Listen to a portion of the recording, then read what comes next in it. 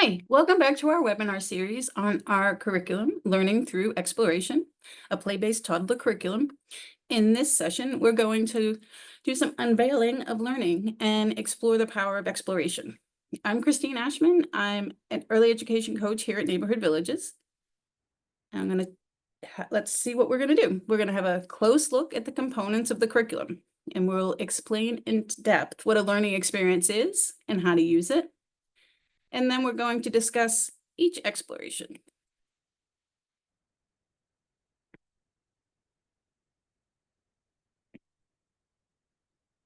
So learning, just a brief overview, Learning Through Explorations was developed as a developmentally appropriate curriculum. We want it to be playful, engaging, and it's for children ages 15 months to 36 months.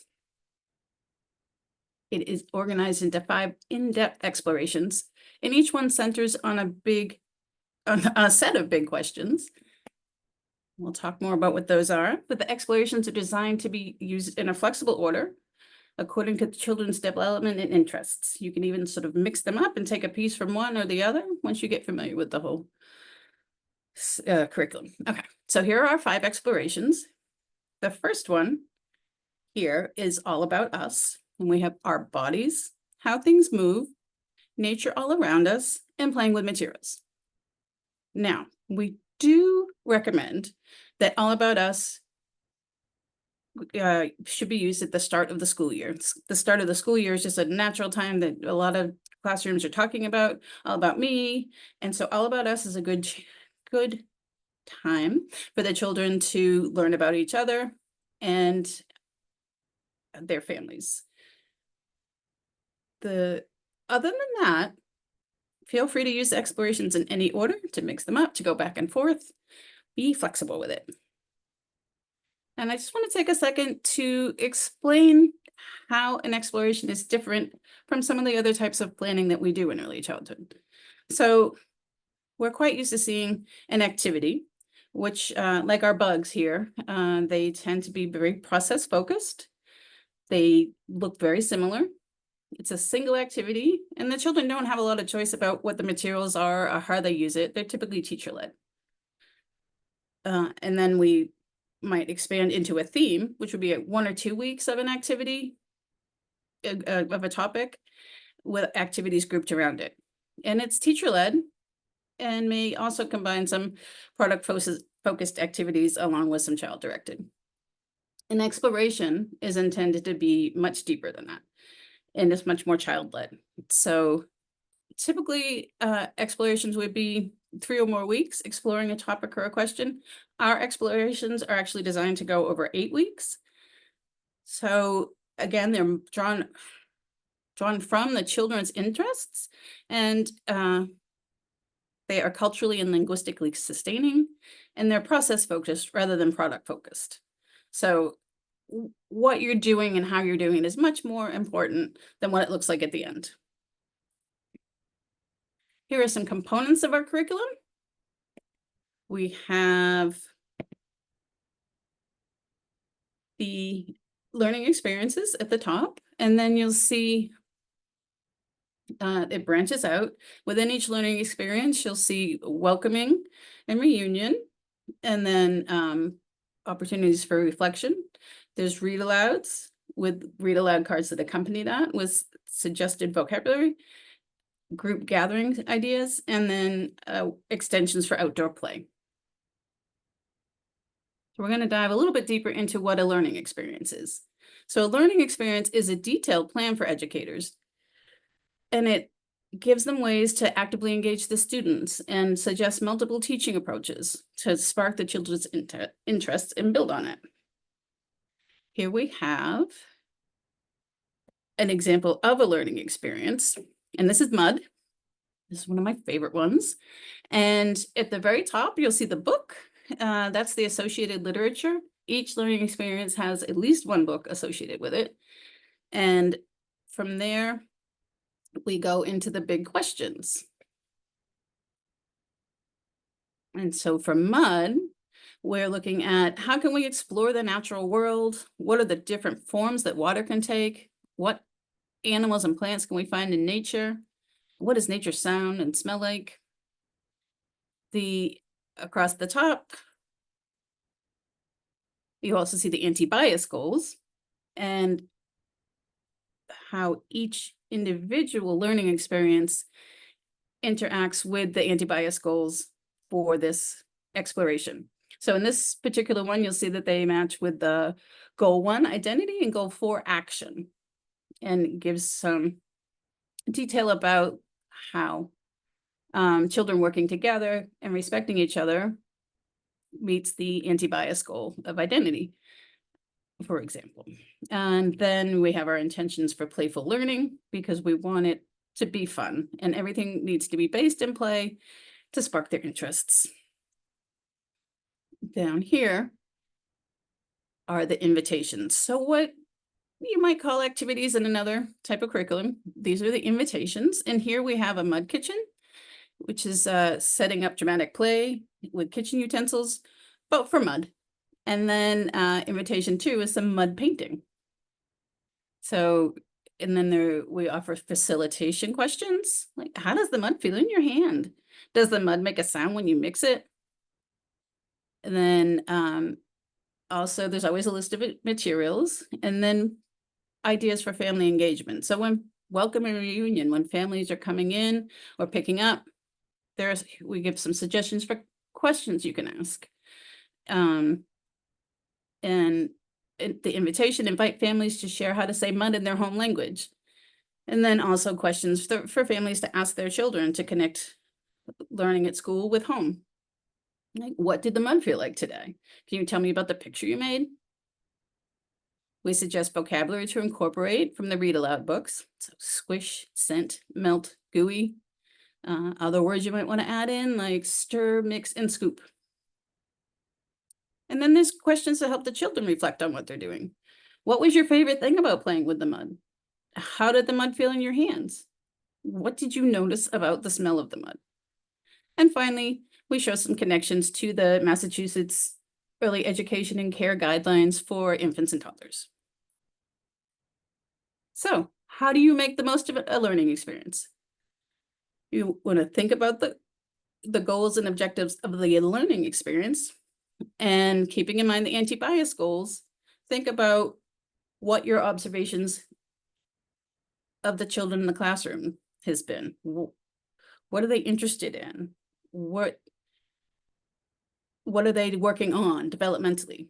And then use this to plan ahead using these observations to guide you. Here is an example of the read aloud opportunity card. And again, you see that there is the key vocabulary, some ideas for explaining the words, and then also the anti-bias and social and cultural considerations. So for example, for the book Mud, it talks about how people have different sensory preferences and have different comfort levels with mud and getting dirty. Children in urban areas may have less experience with it than children who live out in the country or in the suburbs. And then some opportunities to extend on the story. So while reading, pretend to play in the mud. Bring in a cup of mud to show and touch before reading the book. And some questions to ask, like, have you ever played in mud? But the most important thing to remember when building out the learning experiences is to be flexible. Take the idea and work with it. What are your children interested in? What are they able to do? What materials do you have on hand?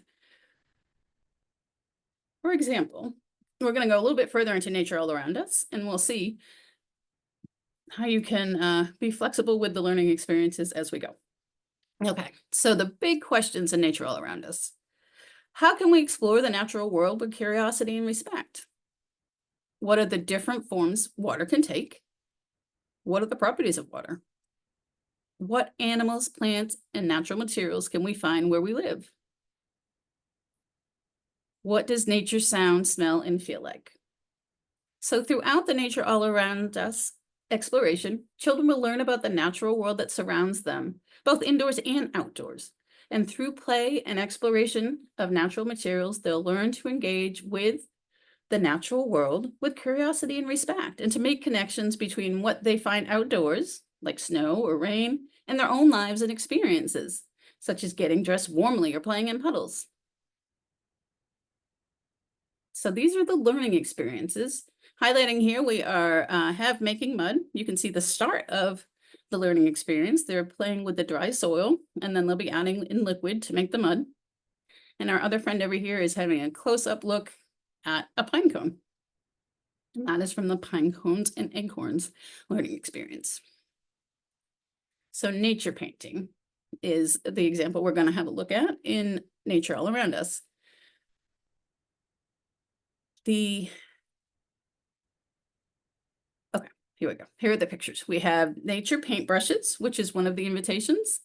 And you can see that they've used sticks and leaves and pine needles. Anything you find outside, right? That's nature. You can bring that in and you can paint with it. And then they took the pine cones from the Pine Cones and Acorns learning exploration and extended it to use them for painting. For each learning exploration, there are also anti-bias goals. Within nature all around us, the goals cross over, like identity and diversity are both seen in some of these goals. So reflecting on the interconnectedness of our environment, children will develop empathy and a sense of justice. The group experiences of sensory play help them understand other people have different preferences, how to share their space, how to express their individuality. And then the principles of justice and action are seen through the neighborhood explorations, which introduce the idea of accessibility. And engagement with living creatures such as worms helps them start to have conversations around fairness and advocacy, caring for others, speaking up for fairness and just treatment, and also noticing how bodies move in space and impact their surroundings. Each exploration has a set of books that goes with it, with associated real loud cards. These are the books for nature all around us. Now, let's go have a look at playing with materials. Playing with materials exploration will allow children to engage in a variety of different materials, discovering how materials sound, feel, and fit together, and how they can be taken apart. The big questions for this exploration are, how can materials be connected, transported, scattered, or put through each other? How can materials be used to create something new? How do different materials look, feel, sound, and move? And what are containers for? How do containers hold materials? Let's see. Something else we can do with containers is stack them and balance them, which is this example from the learning experience, stacking, balancing, and building. The one next to it is ice surprises, in which something fun is hidden inside the balls of ice. So children are learning about the properties of water, freezing, melting, all while finding a fun surprise inside their ice balls. Here are the other learning experiences within the playing with materials exploration. As you see, we have a pretty liberal definition of what materials are. So boxes is everyone's favorite, every child's favorite thing to play with. And here they have taken It's Not a Box in a number of different directions. So you can see the class is reading the book, It's Not a Box, and having a look at boxes. They're examining, opening and closing boxes. And then some friends have started to build sculptures, and looks like a train car. And then over in the other corner, we have a robot. So it's not a box, it's anything you want it to be. The anti-bias goals for playing with materials are as follows. So for identity, selecting and using materials that are interesting and appealing to them individually. Diversity is explored through being exposed to materials used in different cultures and geographies, and affirming that different people have unique and valuable ideas. Justice is seen through engaging in small group experiences involving building and creativity, affirming that different people have unique and valuable ideas, and learning how to negotiate, sharing materials in a way that promotes the idea of fairness. And then finally, act through engaging with the idea of sustainability by learning about how materials can be reused. Children learn about the principle of action. Here are our read aloud books. You see in the corner, there's mud, and up in the other corner is not a box, and lots of interesting books in between. Okay, our bodies exploration show children will learn about their bodies and all the amazing things that bodies can do, and how we can care for our bodies and celebrate all types of bodies. The big questions that our bodies explores are: how are bodies the same and different? What are all the ways I can use my body? How does my body grow? How can I keep my body safe and healthy? How does my body interact with other bodies? And how do I use my body to express feelings? Those are some big, big questions. And here are the learning experiences that we use to explore them. You can see that we are making healthy food over here by grating our apples and putting apples and grapes on kebabs. And our other friend is exploring his sensory preferences by using the hard molds to press down on the soft magic sand. Let's have a closer look at the learning experience of feelings. Children have all kinds of feelings, and they're learning to explore them, to identify them. And over here, you'll see the a door display that one of the classrooms made that pictures all the different ways we can feel. This learning experience has accompanying feeling cards with it. Or, like this creative classroom did, you can make your own. In terms of the anti-bias principles in our bodies, identity is explored by getting to know their own bodies and what makes each unique. Diversity is understood by exploring the many different ways that bodies can move and appreciating that different bodies move in different ways. Observing differences in how people look and celebrating features that make them unique. And then finally, by learning about different ways people prepare and eat food, knowing that all food is fuel. Justice is examined by noticing how bodies move in space and have an impact in their surrounding environment. And then finally, children learn about action by speaking up for themselves and for others for what they need to be healthy, safe, and happy, including practicing and giving consent for touch. Here are the read aloud books. And one of our favorites here is Don't Hug Doug. It's the perfect book for the introverted child who does not want to be hugged. Okay, on to how things move. Children here in this exploration, children will play with and explore motions using their bodies, objects, and their environment. Here are the big questions. How do different materials, people, and animals move in different ways? How can I make things move? How do rhythm and music inspire movement? Okay. So we're looking at all sorts of things and how they move. Here we have one friend riding on some wheels and another one examining them. This friend over here is seeing how the materials move through the tube. You can see we have animal movement, people movement, things with wheels and how they move. If it moves, we're playing with it. Here is dancing as a learning experience. The learning experience, invitation 1 is free dancing, and then invitation 2 is movement songs. So songs like Head, Shoulders, Knees, and Toes, or the Hokey Pokey, help children associate the parts of their body, how they move, with the names of those body parts. Here we have some friends dancing around the tree. So they're doing their movement out in nature. And we're jumping through the hula hoop over here. And the anti-bias goals in how things move. We see identity through the way that children notice their own and others' use of wheels in daily life. For example, strollers, wheelchairs, bicycles. And they can see how spaces are accessible or inaccessible to people who use those wheeled modes of transport.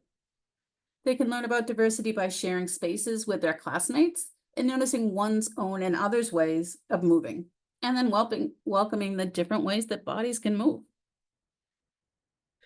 In terms of justice, they learn that they can consider how or whether spaces are accessible, and then different ways that people adapt to their environment. And then action opportunities are engaged in by advocacy if they needed. For example, drawing signs or talking more about more spaces for stroller parking or more accessible ramps for bicycles, wheelchairs, and strollers is needed in their programs. Here are the read aloud books.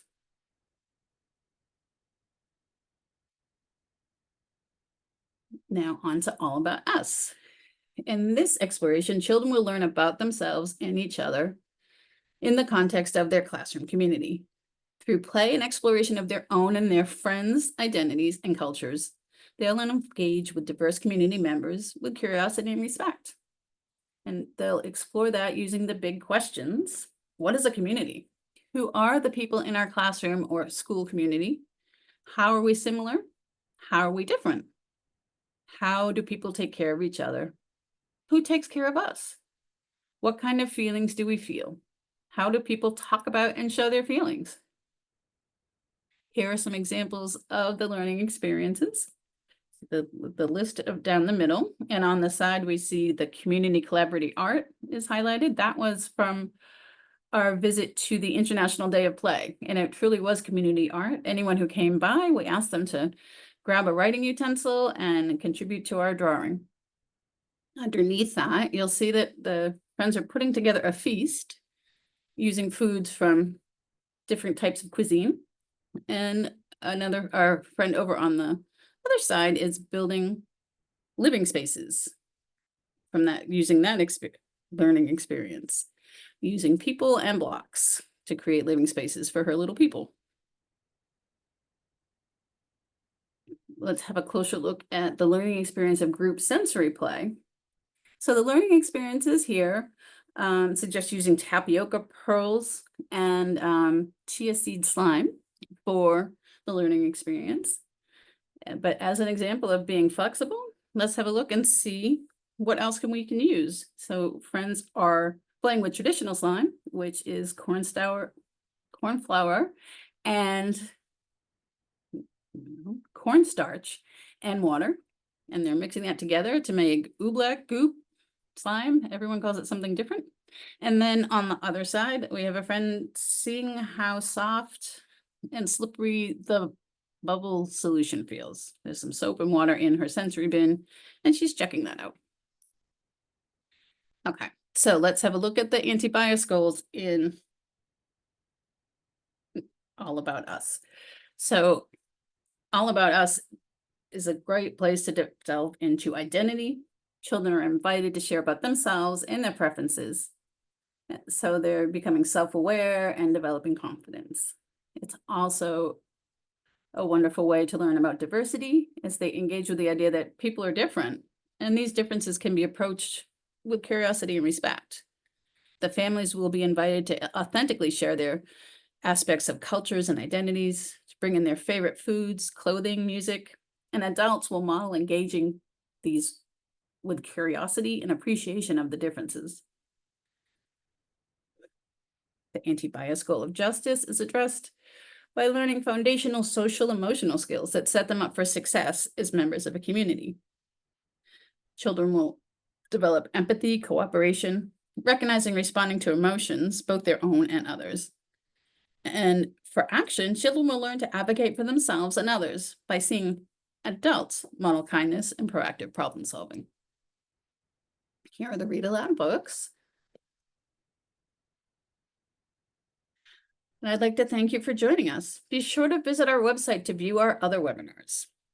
And you can download Learning Through Explorations by scanning the QR code.